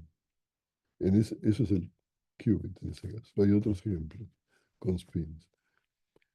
¿Qué ocurre? Que el superconductor está expuesto al medio ambiente porque uno pone, por ejemplo, tiene que poner contactos externos que van a producir disipación, los contactos externos. Y eso va a hacer que el estado que uno crea eventualmente va a desaparecer por efecto de la disipación. Esto es uno de los problemas esenciales, por lo menos en la tecnología actual. La tecnología se parece bastante a lo que era un transistor originariamente, es muy cruda esta, y probablemente dentro de 5 años va a ser muy distinta. En particular por el problema de la disipación, porque uno tiene que usar una gran cantidad de qubits, de los qubits que uno tiene en la máquina. En este momento tienen del orden de 1000 más o menos, por lo menos la máquina que tiene IBM, tiene del orden de 1000. Pero el 80% de estos qubits se usan para corregir los errores que hay en los qubits así llamados lógicos, que aparecen por efectos de la interacción con el medio ambiente, o sea, de la disipación. Por lo general es por disipación. O sea, todo esto es una tecnología que está basada en principios fundamentales de la física cuántica, que está muy en pañales, está recién comenzando. ¿Dónde va a ir? No sé. Esperemos que sea para bien y no para mal. Uno nunca sabe. Sí, Rubén. Sí, perdón, ¿a eso es a lo que le llaman ruido cuántico? No, el fluido cuántico es el superconductor o el superfluido. En realidad los qubits son muy parecidos o sea, lo que hacen en realidad con los qubits es hacen una disposición periódica de estos qubits, por ejemplo, en una línea recta, que es como si fuesen spines de electrones. Los spines de electrones están mucho más expuestos al medio ambiente, es mucho más difícil controlar lo que se conoce como la coherencia entre ellos. En este caso se puede hacer el aislamiento se puede hacer de una manera mucho más efectiva. Hay otro método que es en realidad el que a mí más me interesa, porque utiliza una fase, nosotros llamamos fases de la materia, diferentes estados de la materia, que tiene un carácter topológico y que hace que los qubits eh, no están cerca uno de otro, están muy lejanos a los otros, están muy protegidos. Están bien protegidos que es muy difícil interactuar con ellos en particular, pero están muy protegidos. Eso la gente lo llama computación cuántica topológica. Los ejemplos de esto son lo que se llaman los líquidos de Hall, del efecto Hall, los líquidos del efecto Hall fraccionario de electrones, fluidos de electrones en campos magnéticos muy fuertes. Tienen vórtices que hacen las veces de estos qubits. De una manera cualitativa eso es lo que pasa. Y estos sistemas están muy protegidos y están muy poco expuestos a la disipación por contactos externos. En superfluido también lo es, y de hecho los elementos de estos quids son superconductores. Eso es lo que lo hace particularmente robusto. Pero hay un problema que ocurre naturalmente cuando uno pone contactos externos, puede haber disipación. Hay disipación.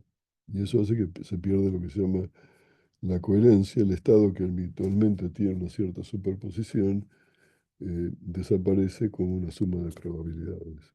En la física clásica las probabilidades se suman, en la física cuántica son las funciones de onda, o sea, las amplitudes se suman, es el modo al cuadrado de la suma, lo que es la probabilidad, y no la suma de los módulos al cuadrado. Ahí no está la interferencia. Bueno, esto es lo que preparé. No sé si tienen más preguntas o quieren seguimos conversando.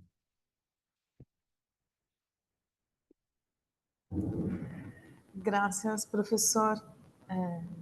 Muy, muy interesante su presentación. Si alguien tiene alguna duda, hay como levantar sus manos Sí. y podemos Juan hacer Pablo, una... acá está Juan Pablo, levanta la mano. sí. ¿Qué pasa? ¿Cuál es la pregunta? No, solamente estaba reaccionando ahí con unos aplausos para felicitarla y agradecer la charla. Los aplausos tienen un símbolo distinto. Gracias por el aplauso. ¿Puedo hacer una consulta? ¿Sí? Hay algo que nunca he podido entender bien, que es la extrañeza. La extrañeza es otra propiedad cuántica. Eso aparece o sea, los quarks, en realidad, eh, tienen varios números cuánticos, vamos a llamarlos así. Tienen un spin, por un lado, porque son fermiones. Tienen lo que se llama un color. Pueden ser 3 colores. ¿Ok? Elige el que quieras. Pero también tienen sabores, la gente los llama sabores, que hay 6 de ellos. La extrañeza es uno de ellos. ¿Por qué se lo llama extrañeza? Porque estaba asociado con ciertos decaimientos en aceleradores que eran muy raros para esa época, en esas mediciones, y se les conocía, por eso se les llamaba extraños. No es porque sean prácticamente más extrañas que otras, sino que eran más raros que los anteriores. Por eso se llama la extrañeza. No sé exactamente cuál es la pregunta sobre la extrañeza. No, era eso. O sea, es simplemente un nombre. Aunque también el Ya. nombre, la gente los llaman, por ejemplo, se usa el término para arriba y para abajo, que no es el spin en ese caso, es up y down, extraño, no me acuerdo cuál es otro, está el otro, el top y el bottom, que es el de más arriba y el de más abajo. Esos nombres son arbitrarios, digamos, en realidad. Son nombres que uno pone. Por el momento se sabe que hay 6 sabores, si se quiere. Esa estructura tiene que ver con la estructura de la teoría de unificada, lo que se llama la teoría unificada, que está basada en campos de Gauge y campos de materia, etcétera, y tiene esa estructura de ciertas familias, etcétera. Bruno, Gracias. Bruno, si quieres hablar, ligar su micrófono. Hola, sí, buenas tardes, muy interesante. Una consultita. Cuando habló de la aniquilación electrón-positrón, que se emitían dos fotones, eh, me surgió la duda de la consulta, si supongo que ahí atrás hay una ley, una conservación de energía, ¿no? Una cosa así. Si se da el proceso inverso, digamos, si sí, esos dos fotones se encuentran, producen electrón y positrón. tienen que Es esa encontrarse, consulta. pero para encontrarse, en general, los fotones prácticamente no interactúan entre ellos.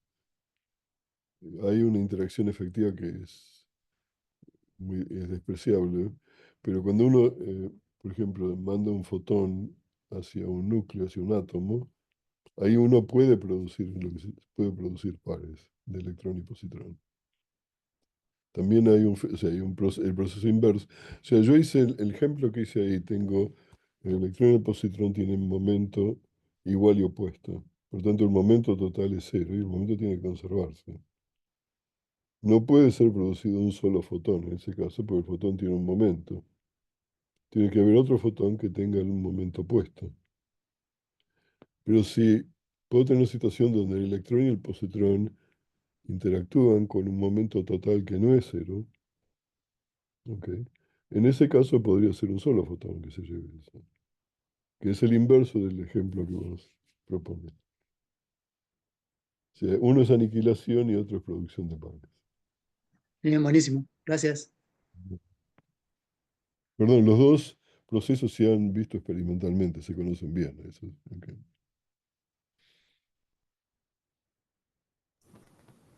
¿Alguna otra pregunta? ¿Alguien tiene otra pregunta, comentario? No sean tímidos, por favor. Yo quiero consultar algo. Me llama la atención, es la tecnología cuántica.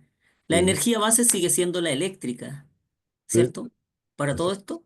La Solo manipulación que, se hace todo usando circuitos eléctricos. Y acá ves, mirá todos los cables, es un enjambre de cables esto.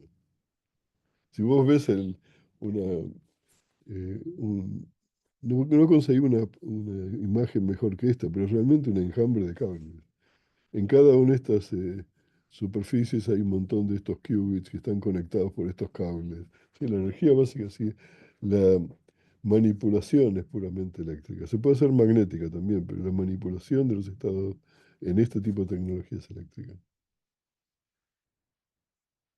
De hecho, hay una serie que se llama Black Mirror o Espejo Oscuro, no sé si ustedes lo vieron alguna vez, y hay un capítulo donde hay una persona que es una muy mala persona que se dedica a echar gente en su oficina. Esa es la función, es la ajustadora, digamos, la que despide gente, digamos. Y ella, todas las cosas que hace ese día, después va a su casa, prende la televisión y pasan la vida de ella echando gente y toda la cosa, pero es ella la que está. ¿Ok? Entonces se ve a sí mismo. Y en un momento dado aparece otra persona que dice que le pasó lo mismo que a ella y que también le pasaba esto, que querían saber, pero tenía noción de que había una computadora en algún lugar que creaba todas estas cosas. Entonces llegan ahí y se encuentran con esta computadora, básicamente, y que ellos la quieren destruir. Pero el que la cuida dice que mejor no lo destruyan porque en realidad ustedes tampoco son reales, sino que son ciertos estados producidos en esta computadora cuántica. gracias, la voy a ver este fin de semana. No me acuerdo cómo se llamaba, es un episodio, no sé si era el Y, 7. y la serie Es se con, llama esa algo es de con Salma espejo. Hayek. Es ¿Eh? interesante. Es muy interesante. Y en realidad uno de los argumentos, hubo una huelga de la gente que escribe, por ejemplo, los libretos en Hollywood. Uno de los argumentos que usaban fue esta serie, que en realidad podían desplazarlos a ellos completamente con inteligencia artificial y tecnología y ¿cómo se llama? Información cuántica. Duró como 3 meses la huelga esa, en realidad. Ah, Pero uno de los ejemplos de los peligros que se avecinaban era ese, justamente. Yo me es río, el futuro entonces, preocupante. Gracias. Luciano. Buenas, ¿qué tal? ¿Se escucha ahí? Sí se escucha Sí. bien. ¿Qué tal? ¿Cómo están todos? Eh, una pregunta, ahí tengo yo, Eduardo, ahí yo me pongo medio como que a analizar todo lo que se presentó, digamos, las distintas como ramas así que tiene la cuántica. Yo leyendo así algunos artículos vi como que hay como distintas interpretaciones de la cuántica que hablan sobre la naturaleza de que tiene, no sé, una partícula, un electrón, vamos a decir, ¿no es cierto? Está una interpretación que es la de Copenhague, ¿no es cierto? Que habla de que el Esa es la electrón, es la que presenté yo. claro, que no tiene una naturaleza definida, ¿no? Hasta que se mide. O sea, antes de la medición solamente se describe por una función de onda, ¿no es cierto? Em, Hay un famoso artículo eh, De David Mermin, que es un teórico, por ahora está jubilado, que se llamaba Is the Moon There When Nobody Looks? Está la luna si uno no la mira, digamos. Justamente hablaba de este problema. Claro, a mí la duda que me queda, digamos, porque por ahí veo que es la teoría cuántica de campos, entiendo yo, digamos, que habla sobre que, no sé, es una excitación, un electrón, por ejemplo, es una excitación, digamos, de un campo cuántico, ¿no es cierto? Y por ahí escucho yo también una rama de la física que es la física de partículas, por ejemplo. ¿Se podría decir entonces en términos generales, digamos, que no está consensuado, digamos, el término, en términos de esto, digamos, de qué en realidad es un electrón, digamos, como para armar como una conclusión, una síntesis de esta, digamos, Bueno, en la física de de- partículas también el electrón es la excitación de un campo, es el campo de Dirac.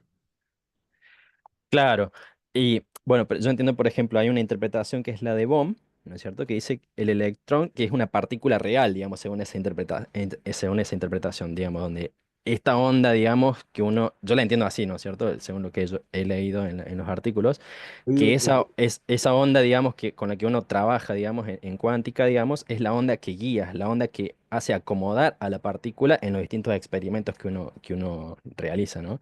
Entonces, Hay unas famosas desigualdades de John Bell, que justamente hablan sobre eso, sobre si hay, entre comillas, realismo en el sentido de Bohm, o si la interpretación es consistente con la interpretación de Born, en realidad, que es la interpretación de Copenhague, probabilista.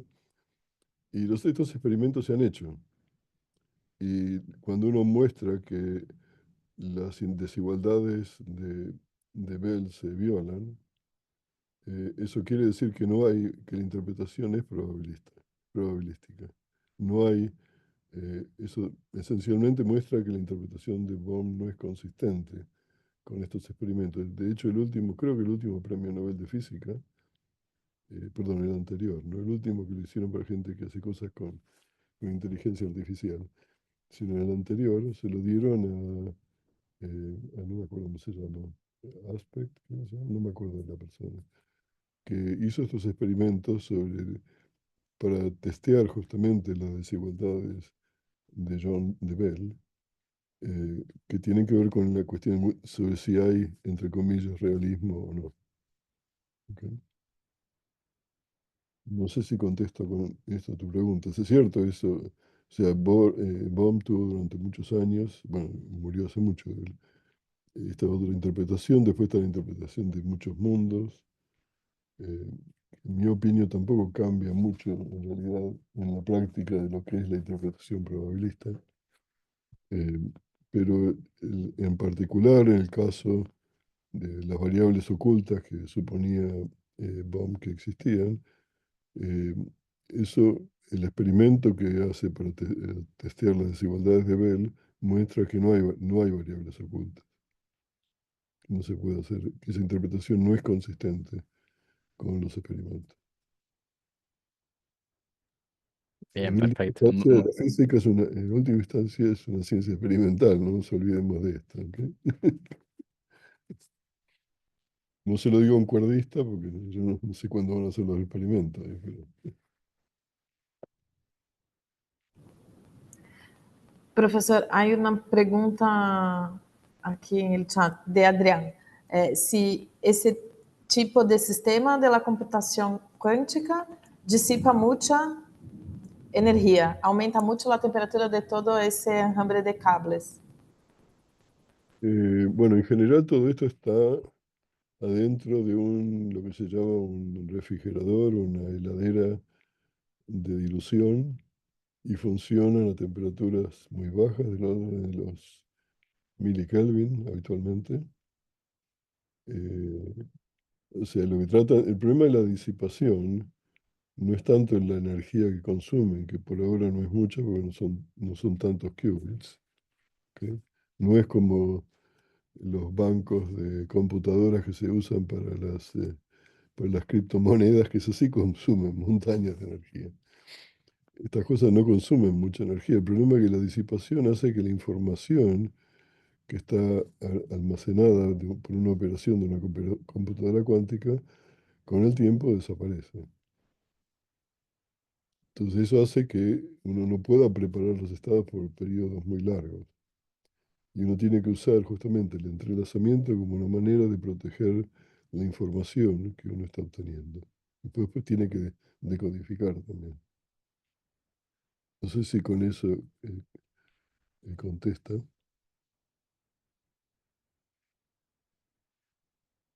Si contesté la pregunta, no sé.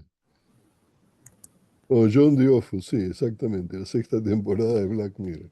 Es exactamente lo que Juan Pablo lo conocía. A mí me causó mucha gracia. Ok.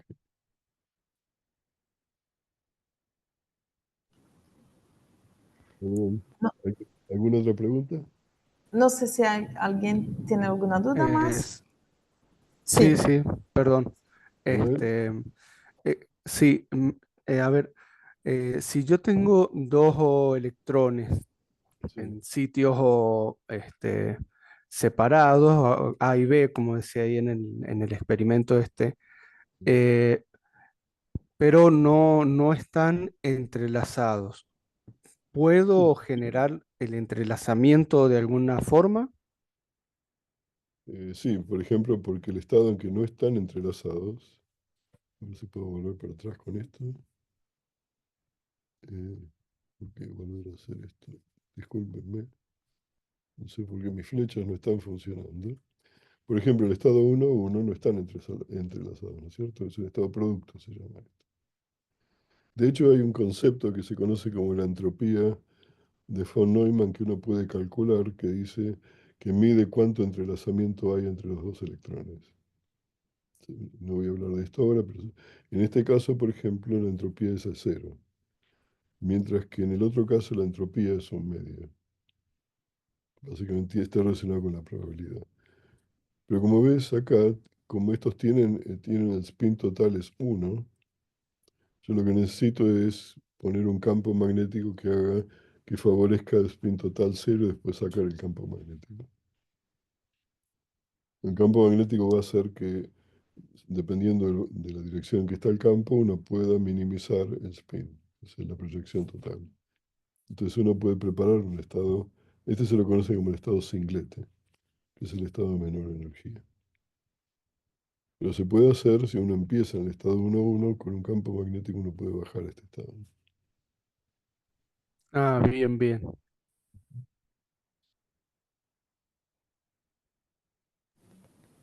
¿Alguien más?